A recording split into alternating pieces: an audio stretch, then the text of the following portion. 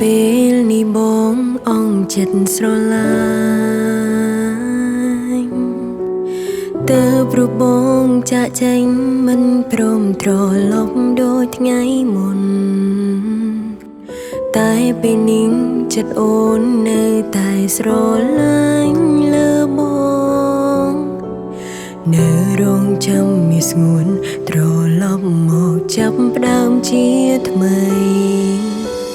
តែទោះជាយ៉ាងណាក៏ដឹងថាគ្មា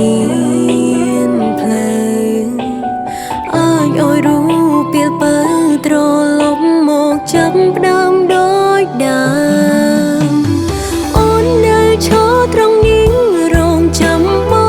ងត្រឡប់សូមបងគង់បញ្ចប់ក្ដីស្រឡាញ់ព្រោះអ្នកដទៃ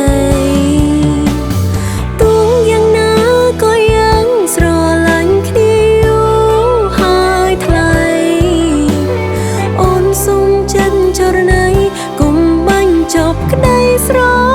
ឡាញ់ព្រោះតែគេ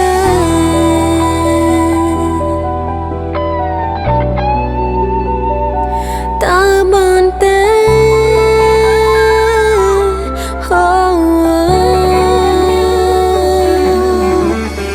តែពេលនេះអ្វី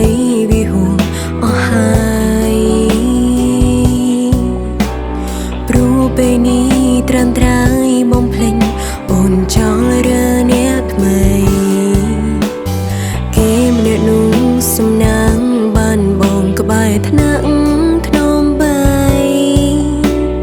អូនឈឺចាប់រាល់ថ្ងៃ